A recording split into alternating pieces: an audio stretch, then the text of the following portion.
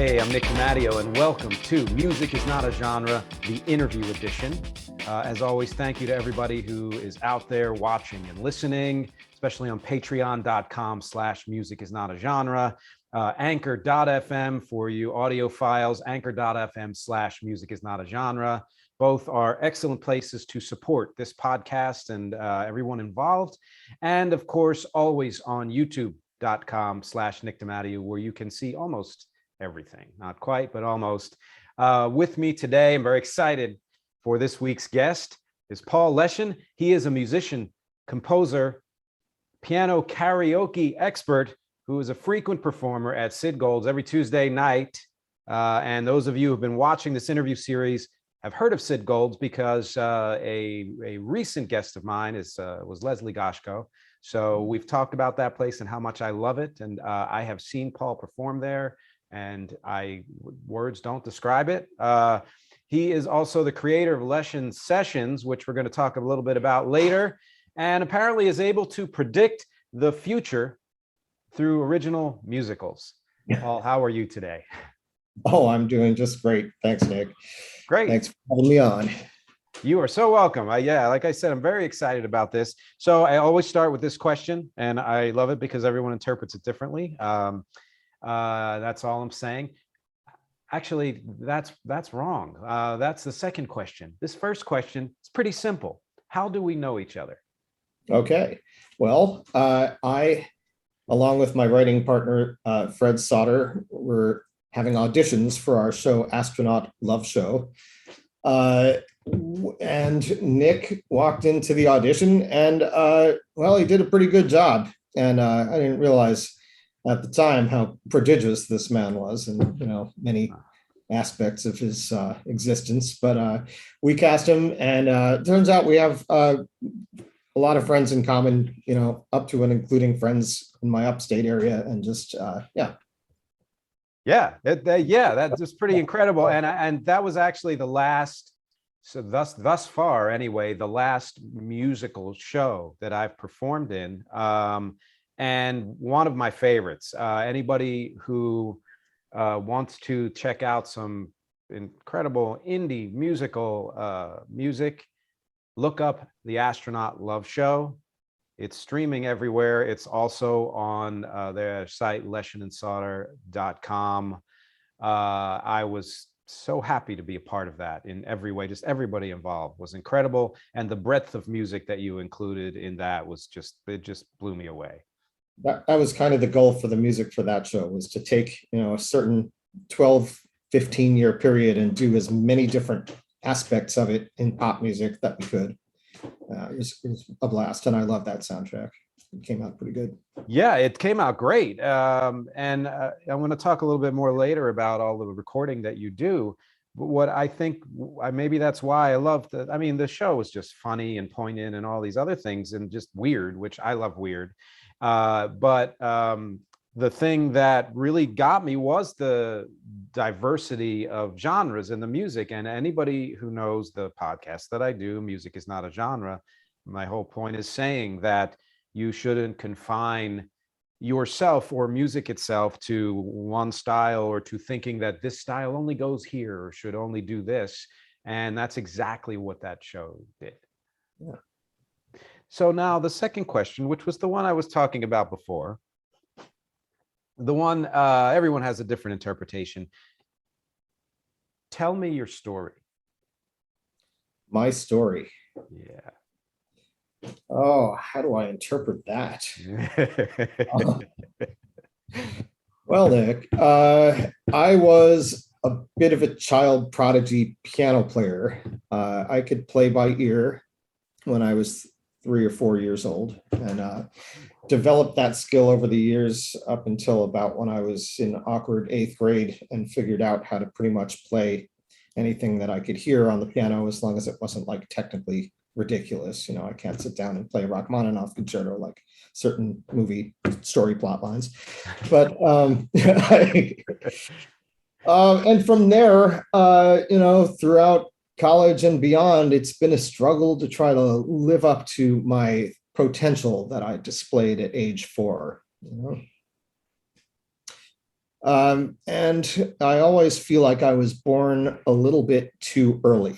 I've always felt older and yet of a different generation. My parents were the firstborns of the baby boomers, and I was their firstborn. So I think a lot of people who are Generation X and my age were raised with more old-fashioned conservative parents, which I think aligns me a little bit with millennials. But then, I have this time period in my life with dial phones and, cable boxes that you walk up to and press the buttons that, younger people never had. So I don't know. I always feel like kind of left behind society as it catches up to me. It's hard to describe, but musically, it's a pretty important part of my story. It sounds like it. So you're saying that you feel like you're out of step with time in the sense that you are more akin to a younger generation? In attitude and in, for instance, I'm a gay guy, and I feel like it's taken society 30 years to catch up to that, where you could jump out of the closet and everything I wanted to happen has happened, but I was from the past. And if, I had this modern outlook and all of these grand ideas, like I wanted to make music with what became Logic. I wanted to sit there and record the drums and record the piano and record many vocal tracks. And all I could do is record it into a Tascam. Next up in that story is how when I was growing up, you would have to listen to the radio, have a parent who plays you interesting music, or go to a record store and have somebody drive you there and flip through and ask people what to buy to like enrich yourself musically, or maybe a piano teacher local. But when you're growing up now, you have everything ever recorded available to be listened to and studied at age 4 and beyond. And the child's brain soaks things up different than our brains, right? If we listen to a new genre of music now, we might love it, but we're never going to master it in the way that if you listen to it when you were 4. Okay, yeah. So just like learning a language or anything like that, there's a kind of a plasticity to the brain that it's more malleable at a younger age than, yeah. And ditto for digital recording software. I feel like a bit of a okay boomer when I'm making tracks in Logic and trying to compress things. When I just said okay boomer and my phone just okay Googled, excuse me. No. Yeah. Perfect example. Your device is responding to you. That and now being a guitar player and a piano player is a habit, a hobby. It's kind of like being a woodworker in the 1990s. It's a trade. It's an apprenticeship. It's dumb and it's pretty useless, honestly. It's edifying, but as a career, as a path, I think it's a little bit old-fashioned. Wow, I don't even know where to begin. I mean, so much of what you said is resonating with me. I think I'll just start with the fact that I had a very similar upbringing, not the prodigy part. I think I was, my skill early on was probably songwriting was the thing that I was best at. I learned, I trained piano and voice and all of that. And yeah, I think, I grew into my voice, but piano was the thing that I can do. But not to like this, to hear that you kind of jumped into it that way and were able to play things by ear. I do think having a father or a parent who exposes you to all kinds of music was kind of an important thing. And I had the same thing. And I experienced all that going to record stores and having to really hunt down music and making appointments with the radio. If you knew that a certain program was on, they were going to spin a certain kind of music or whatever it was. The effort that you'd have to put forth to experience and absorb everything that's just at your fingertips today. Not to mention, let's talk about YouTube. A child prodigy now is all over YouTube and discovered by Ellen DeGeneres and put on the show, very cute and young and bright-eyed. And, there you go. There's your origin story. But for us, what did we have? A talent show in Setauket, New York, we had no way to get our songs for you get your songwriting out there except putting on a I mean, I don't I don't know how old you are specifically, but on a CD or a tape and sending it in the mail with a stamp on it to everybody that you can. Each one would cost about $2.50. Yes, I still have some of those packets. So they started with cassettes. I started with a Tascam recorder. I started with a keyboard.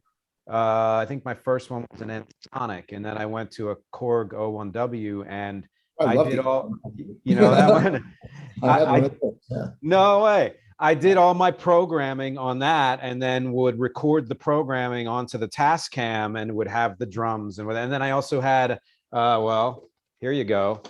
People who are watching and not listening will get a treat. Oh, an Alesis, yes. Exchange drum machine. Okay. 19, I think. Download on Reddit for free. I'm not telling you what, but Oh yeah. And the bouncing things down the tracks. If you had complex music and you only had 4 tracks on the Tascam, like the whole thing, and then cassette demos and sending them to record companies and radio stations, and then eventually graduating to CDs. And why did they, the technology was such that you had to get at least 100, and most of those are still in the closet here after all those decades. Also have some kind of milk carton full of floppy disks, 3.5s from the O1W, and some Tascam cassettes that you can't play. Otherwise, you have to buy a new Tascam machine on eBay for $1,000 in order to even hear it. Oh yes, totally. All those floppies. Yeah, I keep them. I'm sure someone can, get that data somehow off of it, but costs money. But yeah, that's just the whole journey of what you're talking about. And that one, my first computer recording program was Logic as well. And I know a lot of people used Cakewalk and all that, but that was a little before me. And ever since I started with Logic, and then I moved over to, I do Ableton now. Okay. That's been my life. I mean, I think the last time I was in a professional studio to do anything was maybe 15 years ago, because I could just do everything at home. I've done sessions for other people, but as far as my own music, just being able to craft and imagine and then actually do everything that you're hearing in your head on a computer, it's amazing. Yes, it frees the mind. And that brings up kind of the other thing you said, which was, I want to hear more about this, which is that playing piano and guitar and bass and live instruments is kind of useless or pointless. Depending on the future of pandemia, it could be completely useless, or it could be partially useless. I mean, people are still entertained by live music. It's still fairly impressive to watch, but as far as making music, you can make it with one finger as slowly as you want. Right. And for 2 months if you want real guitar and just play each note. I've done that before I started playing guitar a little bit better. But yeah. Well, yeah, and there are things that I'll have in my head, even if I'm at a certain level on whatever instrument. If it's beyond my level, yeah, I'll just slow it down. I'll do several takes and cut the takes together until I get the solo I want, or whatever that part is. And even though there are elements of that have been done since the dawn of recording in some ways, not the dawn, but when tracking came about, let's say, now, as we know, there are people out there, millions of streams and millions of dollars, who can't really play an instrument. But it's the creativity of, I guess, how they're putting the music together, and hopefully the integrity of the song, or sometimes they can actually sing as well, that brings that music across and makes it popular. If they're writing their own stuff or crafting their own image, then they're connected to society in a way that I feel like I can't be. I have the utmost respect for Lil Nas X. I think he's unbelievable. It's amazing. Yeah. And it was just a looking straight into the eye of culture and saying, this is what I'm putting out, and it is for us right now. Here it is. And it's incredible. And yes. I don't know how somebody is able to do that more than once. You know? Yeah, right. That's true. God. And it's immediate, and there's no real barrier between what you conceive and what you put out into the world. You know, if you have just enough knowledge to even use GarageBand, then you're pretty much, you know, and the creativity to come up with something good, then you're in the mix with everyone, you know. Yeah. And geez, well, there was something else and now I forget, but I like the idea. And I guess what I'll say about the, you know, I in some ways agree about the instruments, the playing of instruments. I think when technology shifts and when the consumption of music shifts to different formats and the creation of it to different formats, it always changes the context in which other things have existed. So live guitar, live piano, you know, and that doesn't mean that that will disappear, but it doesn't hold the same power or import in the creation of music or in society as it did in a different era. Right. Well, yeah, we can go all the way back with that to well, even probably before Beethoven, Bach, and Brahms. But did Bach sit there as a disgruntled generation negative 300x saying all these people are playing pianos now? I've got all this music written for harpsichords. What are they going to do? They can do dynamics, the piano forte. I could have written all that. I could do anything. Let me try again.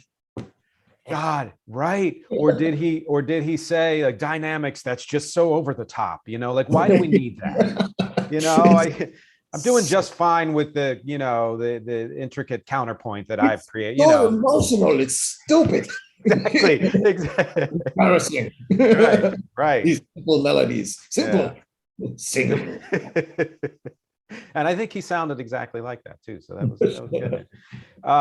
Yeah, I mean, I think that's the other commonality that we have, is that I've always felt kind of closer to younger generations in that way. Than it's I'm 52 years old. I'll soon be 53. You know, so you know, and I have friends and relatives who are the same age, even a little younger, who absolutely skew more almost boomer in their mentality. Yeah. And there are Gen Xers that I get along with and actually relate to really well, but then it's kind of Gen Y, I guess, that I feel more like I'm on a par with. Get past millennial and I'm a little confused. But, who knows? Yeah. But yeah, same here. I have friends who don't really know how to use Facebook. Right. No, exactly. Yeah. They have this, I have people I grew up with who live in that town and are their kids are graduated from high school and they're, you know, snoozing toward Florida. Exactly. Yeah. Yeah. So now let's see. Now we got to a point, we got to your Tascam era and morphing into Logic. So what was some, I guess, the trajectory of your musical life is starting in your young adulthood? All right. Well, if we go back a little bit further, I decided when I was a child that I didn't want to get too into musical theater because then people would know that I was homosexual. So I covered that up and I buried my musical head into some of the worst pop music ever written by the Bon Jovis and the Aerosmiths of the time and Belinda Carlisle's. Well, that should have given it away. But, you know, pop music, hair band, Def Leppard, everybody got caught up in that. But that's kind of where my attention went, even though I think I was probably destined, if society had caught up to me at that point, to go into musical theater and embrace that. But that left me eventually, after I moved to New York, seeing how much opportunity there was in musical theater and being dragged into it without a musical theater background, but with inherent musical theatricality in the music that I wrote. So I got involved in it that way and saw that as kind of my angle. And how long have you been in New York? I moved to New York in 1998. And I left it in 2002 for 2 years and then moved back 3 years. Okay. I've been in and around it ever since. And other than those 2 years, you've been involved in, I know, musical theater and the kind of piano bar scene and all of that. Well, let's start there. Tell me more about that. About piano bars? Well, either one. We'll do I'll both. tell you my piano bar story. It's very depressing. Yeah. Okay. Yeah. See how millennial I really am. I'm sitting here spinning all these sad sack of shit stories and anyway, Right. I left New York after 9/11 in fear of anthrax, and I moved to Portland, Oregon. I was 20 years ahead of my time because Portland, Oregon at that time was boring. It's much better now with Grindr, with social media, with like a million ways to interact with these weirdly asocial creatures that live in this city around you. But then it was pretty isolated. However, there was a piano bar downtown called Boogie Woogies that I walked past, and I decided to walk in there and find out what it was all about. And it turns out it was a dueling piano bar where two pianists sit across from each other and play pop songs. And I figured I could do this. So I went in there and I auditioned for the guy, and he was like, well, now sing. And I was like, oh, I haven't sang since high school.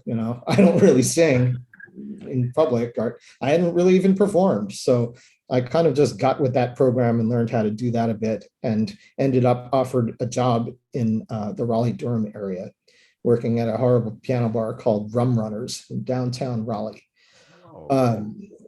But through this genre of dueling pianos, I learned so many classic pop and rock songs that in the future enabled me to kind of write them.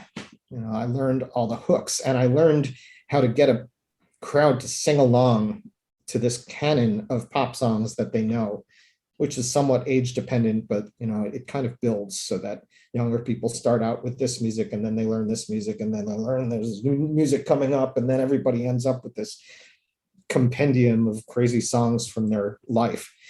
But there are moments in these songs that people all know, and there are moments that people don't know anything about musically in the same song. So I could get them to sing a certain part of Jesse's Girl, and they would have no idea what the bridge was. So these hooks, figuring out the ins and outs of pop music and what made them tick is probably the biggest benefit of working in these piano bars. And then when you came back to the city, you kind of plugged into that? When I came back to the city, there wasn't such a scene. Dueling pianos is something you'll find in all of these cities that Facebook is telling you to move to because it's cheap. Oklahoma City or Des Moines. Oh, they love their piano bars. Woo! Can you play Brown Eyed Girl? Oh my God, look at that. Yeah.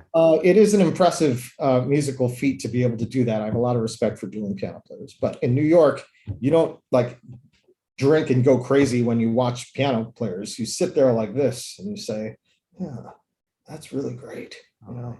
That's good. So that was a bit of an adjustment. I play at a dueling piano scene in New York that was set up on the side outside of being a dueling piano bar.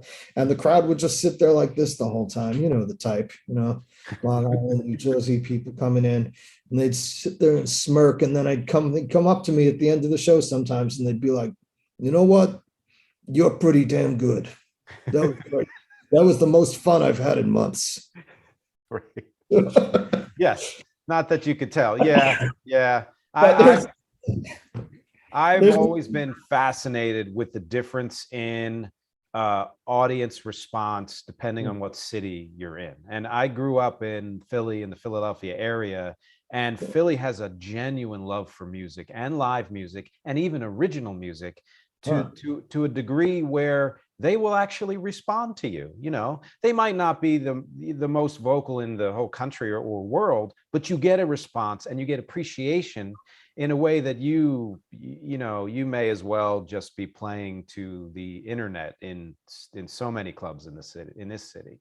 Yeah, well, in Philadelphia, I imagine is this the case that people are like, this is ours, he's here, it's Philly, it's our music.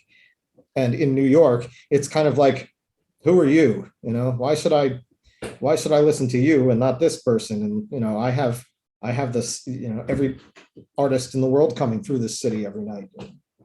I think you're right. I think because it's a crossroads, one of the crossroads of the world, that everything is judged against that how do you measure up to everyone else? And even though there are people and places here where people do appreciate music and love it just for it's just that it exists and that it's good and that they're enjoying it, it's not like Philly. Philly's one of those cities that it's a big city with a small town feel. And and I'm sure there are plenty of other cities like that I'm just not as familiar with. But it's, again, I can understand why musicians like touring, because you get such a different response that it's interesting just to live through, but also kind of informative to what you're doing. Because then if you are, you learn as a New York musician that just because everyone is doing this doesn't mean that they don't like you or that you're not doing well. Yeah. And then you want to go somewhere where you feel that adulation, And if you feel it, if I'm at a dueling piano bar in the past in like South Carolina and everybody's wooing and women are exposing themselves and going crazy, and then you walk off stage at the end of the night and you're nothing, they were using you for a good time, looking for any like artistry. They just want to be entertained. Now that, and I was going to save this question, but it brings it right up, which is you have done so much in so many different realms of music, and we're going to talk about more of those. But and each one, I imagine is just it's a different experience. There's some similarities, but you get something different from doing, let's say, a night of piano karaoke covers than you would performing original or producing a musical. Do you enjoy everything that you do on the whole, and do you have a favorite? Now, at this point in my life, yes, I do. I love doing piano karaoke. I think especially because it makes the singer really happy if you're doing it right. A karaoke machine doesn't do that.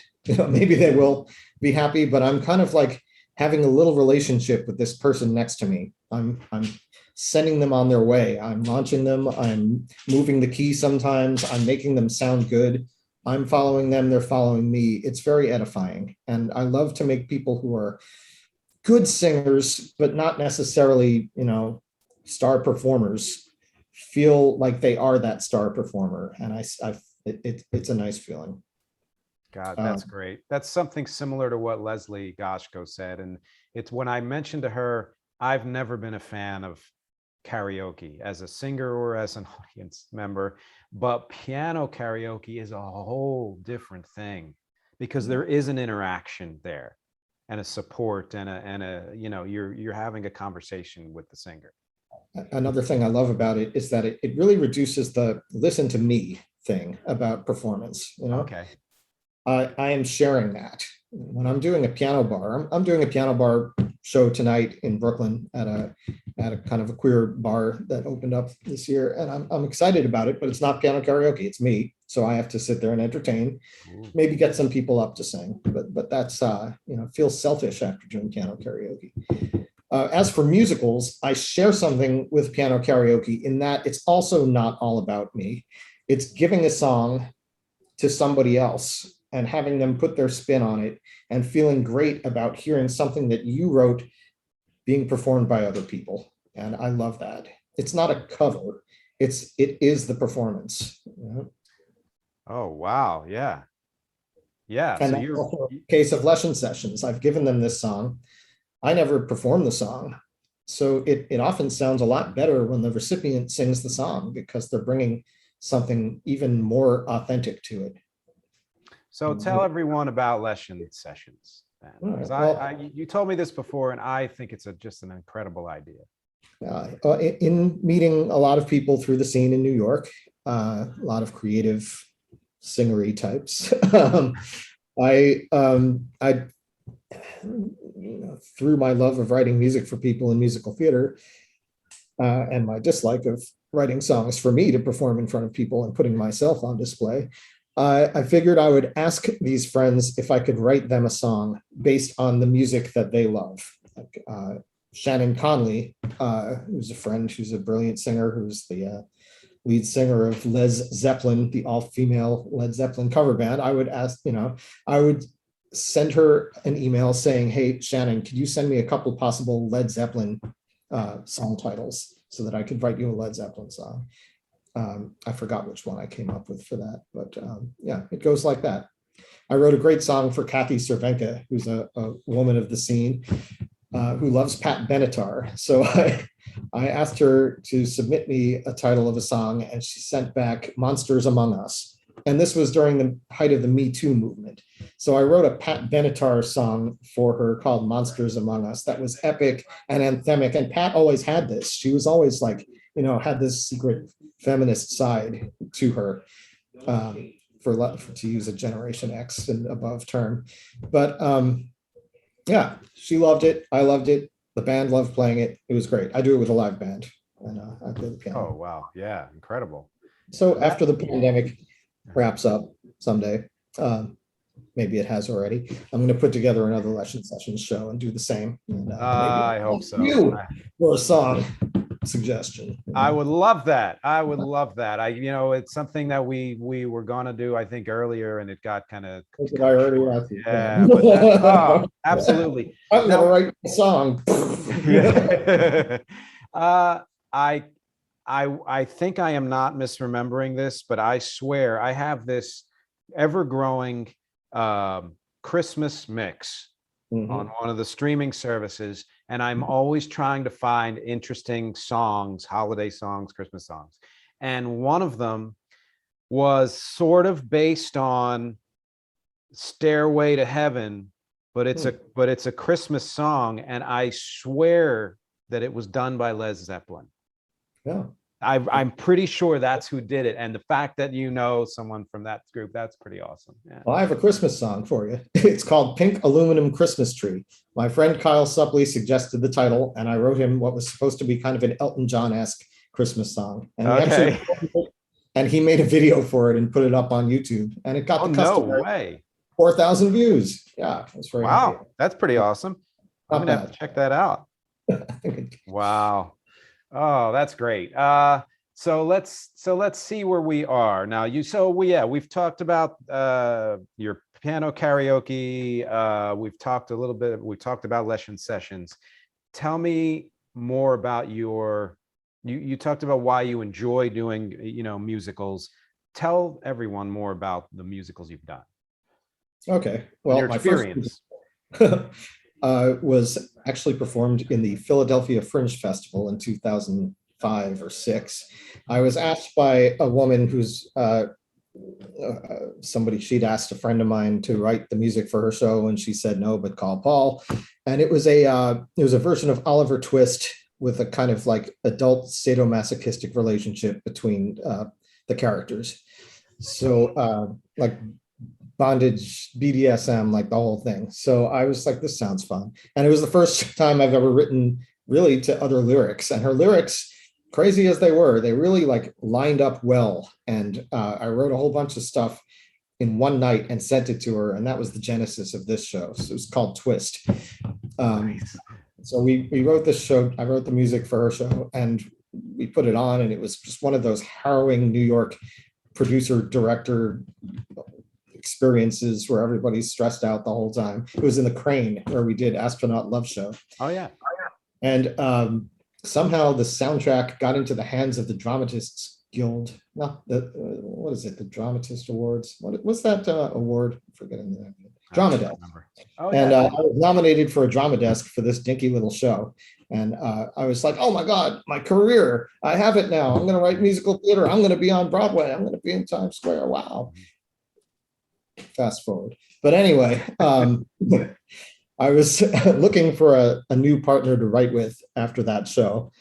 And that's where I met Fred Sauter, who you've interviewed. Yes. And we decided to write a show about bed bugs, which was very topical at the time.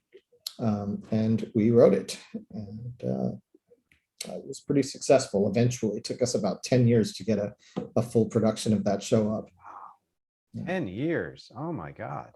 It's a monster industry. And getting Yeah. 100 people to put on a show together, and all the various costs incurred in Bloomberg era New York with soaring rents and Ugh. whittling attention spans. That's always been something that I have found frustrating, not just in the musical theater world, but just what it takes to get any kind of traction with anything you're doing. So you've done musical after musical, among the other things you've done. And like you said, some have been acclaimed in one way or another, or been, popular or well received. And yet there's still maybe not a level of career that you want to attain, that you've reached. Yeah. And I've experienced the same thing as a singer songwriter and a band leader and all of that, where you have this body of work that just continues to grow, and there's an audience for it, because the response you're getting is saying, oh, I'm not just shooting blanks here, like there's something to it. Mhm. And yet there's that certain switch that isn't flipped, or that threshold, that the tipping point that you don't get to, or whatever it is, that's always been a mystery to me. Well, it's not really a mystery to me. I know myself well enough to know that it's pretty much my fault. I'm not that guy who goes out there and hustles. I'm not good at it. I have what I call, it's more than resting bitch face. It's like resting, like mean, discouraging, like unhappy face. It's just, I don't light up a room. I know that, and it's a hindrance on my performing, and it's been a hindrance on my career. But it is who I am, and I'm not going to be able to change that. Maybe there could have been a break when I was younger, or people prop up the young and say this is the next talent. That's kind of luck. And it also helps to be really smiley, I think, and charismatic. Yeah, wow. Geez, I love that honesty. What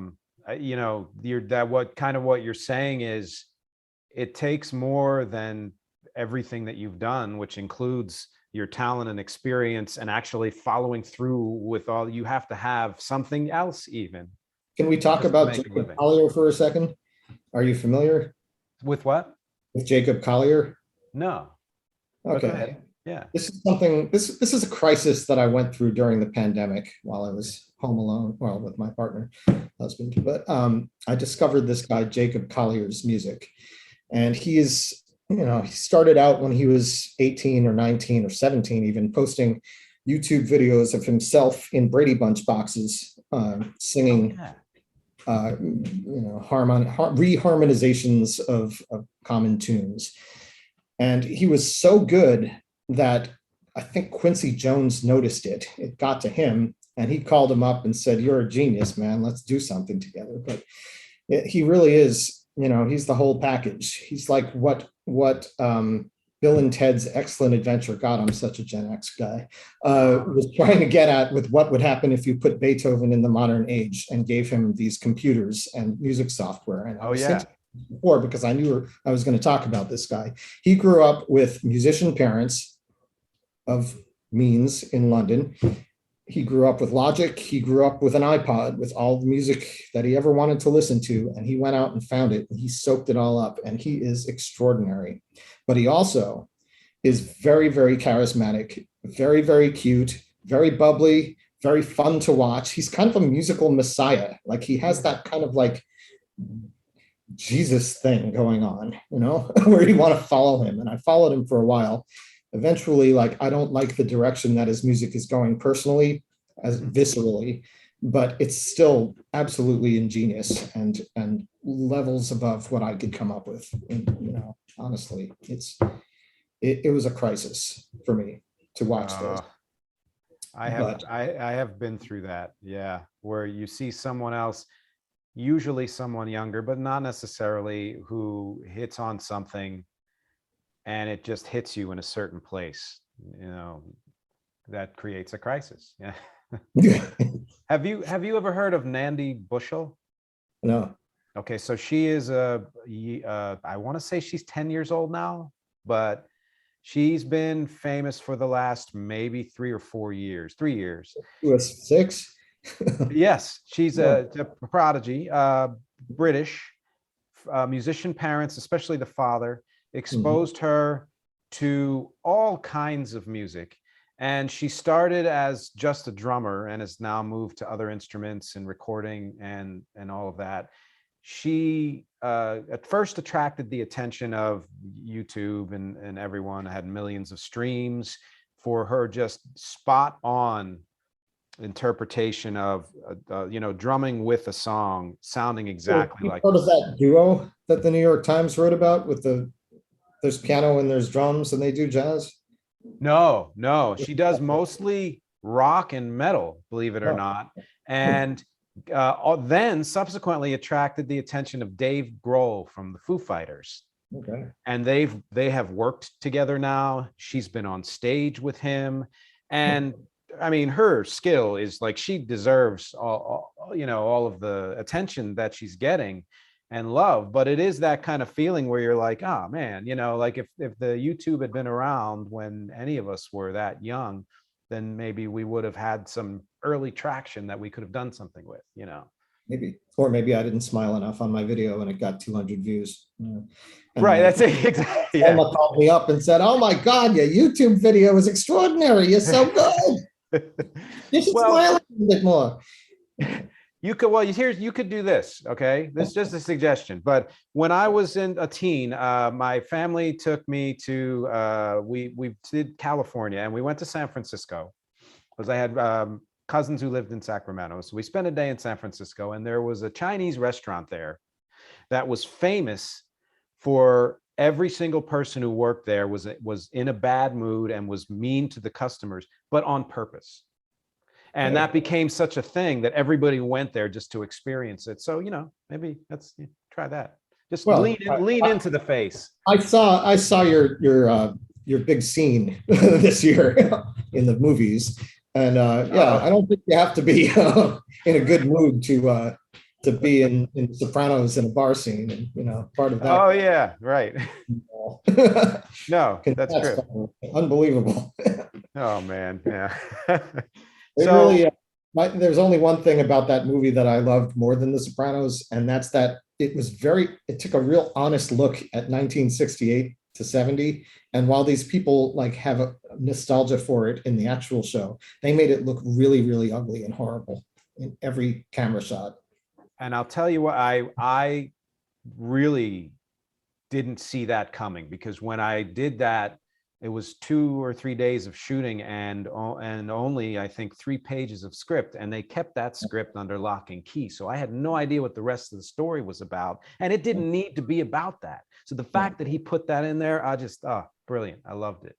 Anyway, what about you? But yeah, so want to talk about me? Exactly, yeah. I want to hear more about Kingship, because I knew about your piano karaoke and your musical and maybe a couple of other things, but this is something that, again, we have in common, in even if it's just on the surface. I'd like to know more about that. All right. Well, at some point in my rehearsals for a production of Twist in 2006 or 7, I think 6, I ended up at the piano with Chris Hall, who was playing Fagin in this show for one night, I think, or 2 nights as a substitute. But I was like, yeah, let's sing something. I liked his voice. And I said, what do you want to sing? And he said, let's sing Carrie by Europe. And I was like, okay. And he sang it just like Joey Tempest. I was just like in musical love with this guy, and vowed to get together and make some music. And it ended up being original music, because he wasn't, I don't even think he considered himself a composer, but he was. He has a melodic knack. And when we put ourselves together, we came up with Kingship, and we wrote a lot of songs, and we didn't know what to do with it. So a lot of the songs were so big and had so many tracks, and we wanted to like do the conventional thing and put a band together. But how do you do that in New York City? Finding an orchestra and costumes, and it's grand music. Do you feel like, I want to hear more about it, but do you feel like there is a way to interpret the music live where it doesn't need everything that's on the recording? Yes, but I think people would have had to have heard the song first. It's kind of like we were writing for the 80s. We were writing albums with two sides that you'd see at Tape World and you'd buy. And then if we would perform them, stripped down, people would be like, wow, that's cool. They actually were able to perform that song. It was great. And he could sing live and yeah. So like you'd be doing it. It was almost like a dream. It was a childhood band dream that we conceived of, and we're still doing it. We'll get together sometimes still and plan our concept album about traveling through space. We want to do the sequel to our band, like Josie and the Pussycats in outer space. Yeah, wow. Is that how old is Treasure Trail? Because Treasure Trail dates back to, I think we wrote it in 2010. Okay. And I added some stuff this year to kind of make it sound better, since I know a little bit more about Logic, even though I think the treble busted out my ear last night when I listened to it. Oh no. But yeah, that song is just, it's an example of losing your audience. It has all of these references to songs that you probably heard. And if I play it for somebody who's 22 right now, they have absolutely no idea what any of those songs are and lack context for the song completely. And it probably just sounds like a giant, crazy turd to their ears. For all I know, not everybody. No. Yes. Now, I think you should write Crazy Turd down as maybe another song title. Not the one you want? Yeah. Don't hold me to that. Well, when I listened to it, it threw me back to the 80s big time. So, But now it's almost retro in its own way. There's some sounds on that sound like Lady Gaga's second album, which is right around now. Right. Now, and so you said you've done several albums with Kingship? We put out a whole album. We weren't happy with the way the production came out. It was a little compressed, even though, and I added some stuff in the studio. There's always that temptation to play a clavichord or, add something that you read later. But yeah, we made a really fun video for one of the songs for Wandering Sailor, which is a song about a closeted sailor walking into a gay bar in Los Angeles in the 70s, ending up being taken to the back room and having regrets. This video actually achieved some success. It was on the gay blogs that were popular at the time. Okay. And it shot up, and we were, in Williamsburg toasting to our future success. Oh my God, we have 15,000 views. And it just stopped. Like, the comments were really snarky. We had the sailor die at the end, and some millennials were like, I can't watch this. It's horrible. I can't believe he dies at the end. It's so mean-spirited and anti-gay. Oh man. It's kind of the whole, can we look at the context here? Like, this video of this guy's life is not going to end up necessarily with a happy ending. That was not every story needs to be move to New York and become a successful drag queen and have 1 million gay friends. This was a sad sack of shit sailor in the 70s.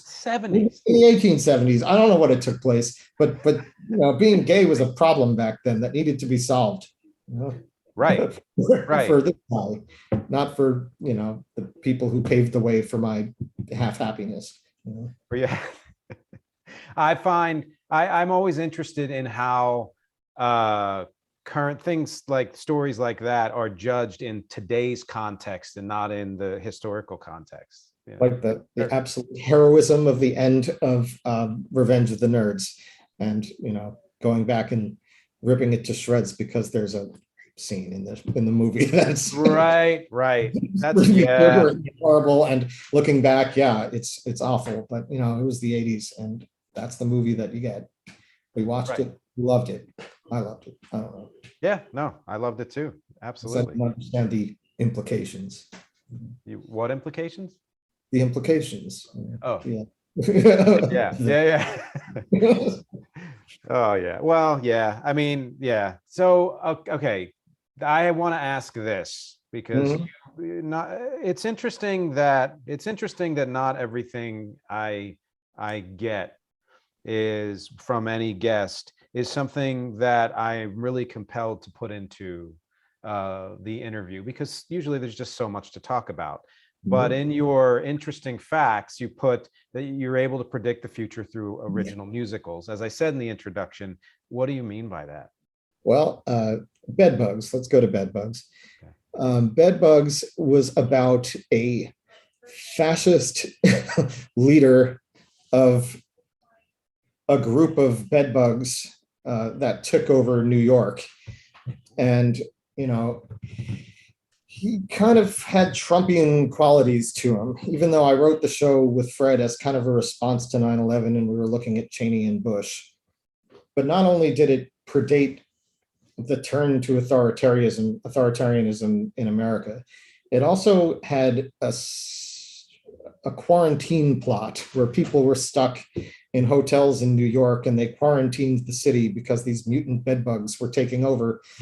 And at some point, this character who was based on Celine Dion um, said that she's had enough of being stuck in this hotel. She's going to go out and get some fresh air. And her husband says, fine, go get eaten. See if I care. And then he had to go chase her. Anyway, it was a little COVID-y. Yeah. And then we wrote this Small Pond show, which is our third show together that was completed. Astronaut Love Show was the second. But Small Pond was about a turtle, who finds himself in a pond where there are no other turtles. And it turns out that there is a cabal of frogs and toads that lord over this pond. And at some point, because of pollution, there was a level of red algae that created a disease in the pond. And the frogs decided that they were going to have, Fred based this on Mask of the Red Death, that they were going to take everybody and have a big masquerade party in their like walled off complex. And they blamed the turtle for this disease because he had red behind his ears. Anyway, it was just full of COVID.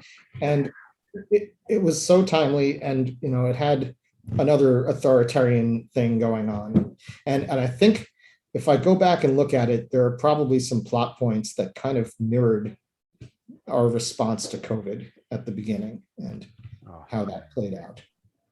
That's incredible. The authoritarian regime's response to it. Well, a couple things. First of all, anyone watching, check leschensolder.com, because that's where I found this music, and I listened to several of the tracks just this morning. I love the music, and which is not surprising because everything I've heard from you, I've just for some reason connected with. But yeah, worth listening to. And as with every guest, there are links below the video or audio, so please check all of those out. But I have heard this before, that artists can sometimes tap into the kind of subconscious or collective unconscious of a society to where they're picking things that are in gestation, let's say, that eventually bloom in the greater world. And it seems like you've done that more than once. Yeah, that's a good way to think of it. It's not predicting the future. It's kind of like seeing when bed bugs came out, like, there's a fear happening. Like, where's that fear coming from? 9/11 kind of started that, and the bed bugs and people's response to it was this fear of outsiders that also started to take place. But yeah, it was an instability and a fear that was detected. Yeah. And I think that idea of whether you want to call it predicting or tapping into something is something I've always paid attention to, because I've seen it happen in other smaller ways with other artists, and whether it's movies or music. And I don't do a lot of political songs or anything, like most of it's sort of interpersonal, I guess you can say. But I have found that often I'll write lyrics that just come from wherever, and then 6 or 12 months later that happens in my life, or that a realization happens consciously to me that I didn't know it then, you know. It's like almost taking mushrooms or something, like you're accessing some area of your brain through music. Yeah. So I don't know. I think that, I guess this is one of those things that gets me thinking more than talking, which is not the greatest thing for an interview. So but It was fine, you know. it was, yeah, no, but I'm glad that we discussed it, because I think that there's I've always felt like I've never been quite sure what role art plays in other people's lives.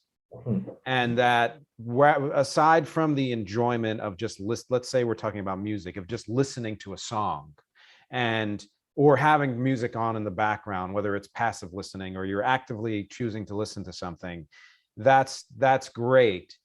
And there's this question as to whether art is a reflection of society and all of that, but a question I posed in a different podcast, which I have not answered yet because I would rather have it in discussion, which is, do people, you or me or anyone out there, feel like art has the capacity to make an actual difference in culture, in politics, in society, or is it just an echo of what is happening or could happen?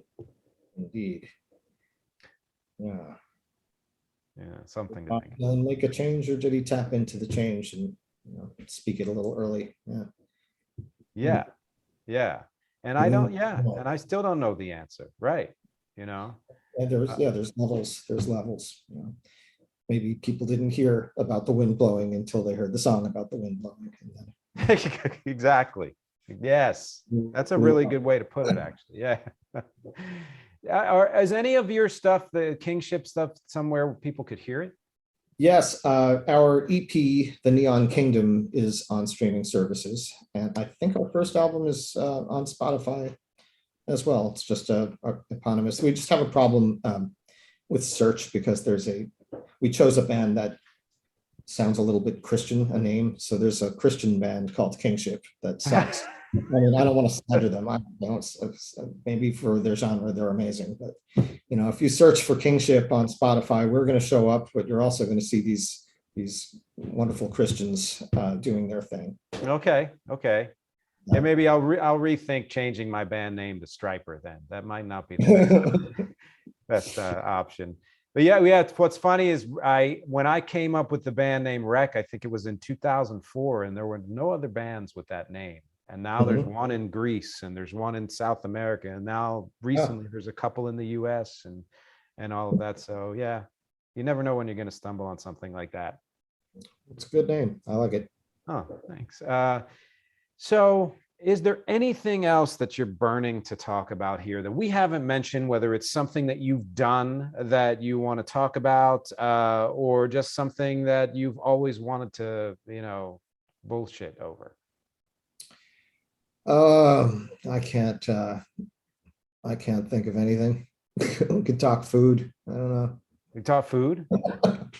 Are you hungry, or are you interested in food? I'm always interested in food.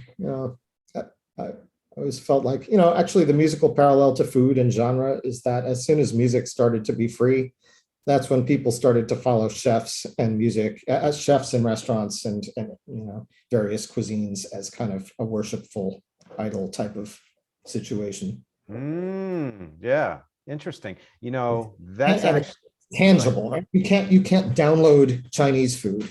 You have to put it in your mouth.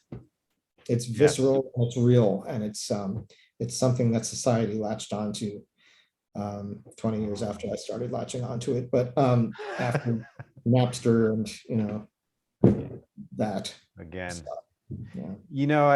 That's I'm glad you said that, because it's something you said earlier in the interview that I've talked about before in other podcasts, and I want to get your take on it, which is there is just a kind of the way we were when the world was when we were kids, where we had to really seek out music.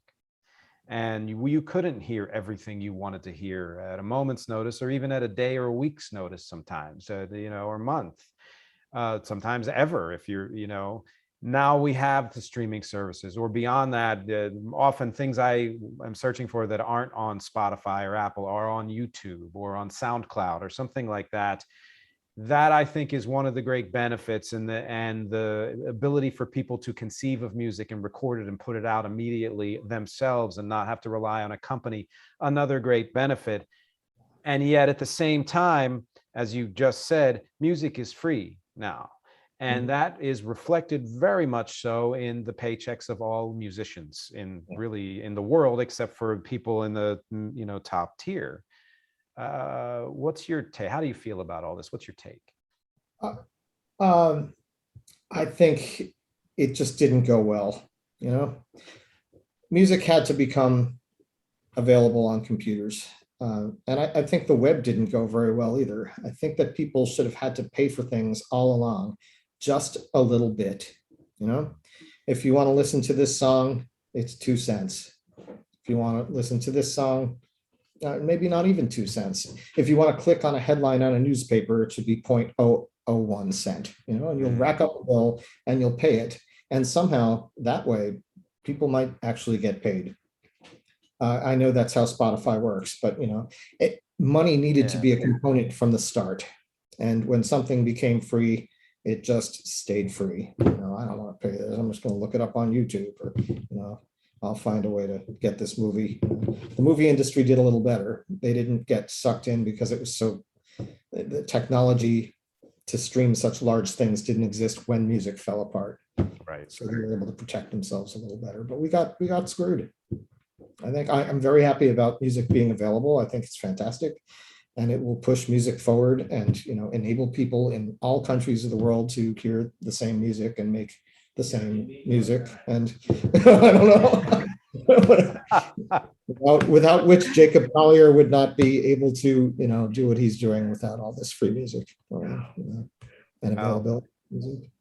I mean, I agree. Yeah, I hadn't ever really thought of it that way, but I guess because I've so kind of accepted the way the internet has developed and have been excited by the features of it that are free, that have been so useful, whether you're researching something or whatever else it could be.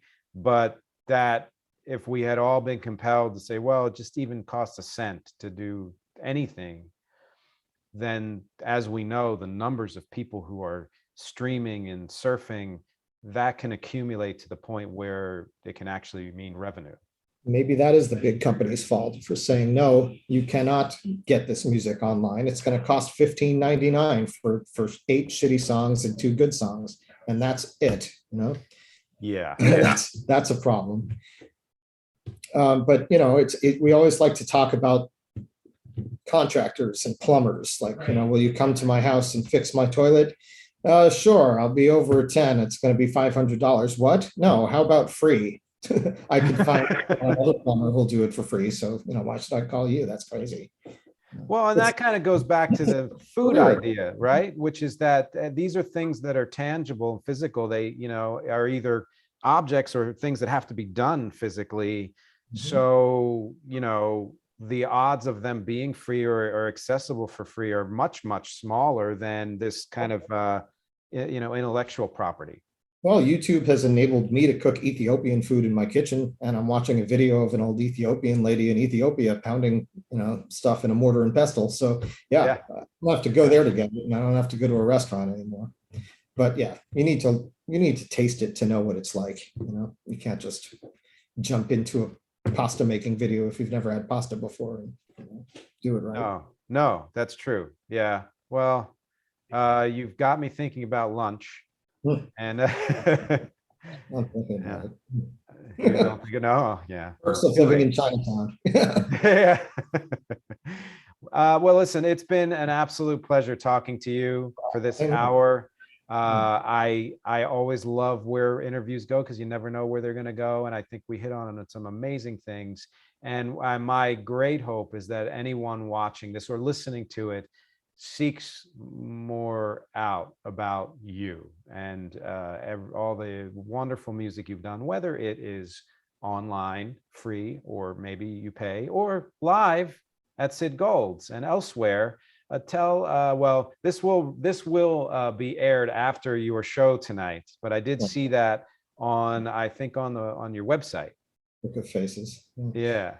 But yeah, let me put on a happy face. You could come see me at Sid Gold's, everybody, every Tuesday, 26th, 6th and 7th Avenue. I'll be there. You sold it. Back to reality. Yes. But yeah, again, thank you for being here. I enjoyed every minute. You're welcome. Thanks for having me. And thank you to everybody out there for watching and listening as always, and for reading and for clicking and listening again to the awesome music, and for sharing and reposting and subscribing and donating. And until the next interview edition of Music Is Not a Genre, I will talk to you.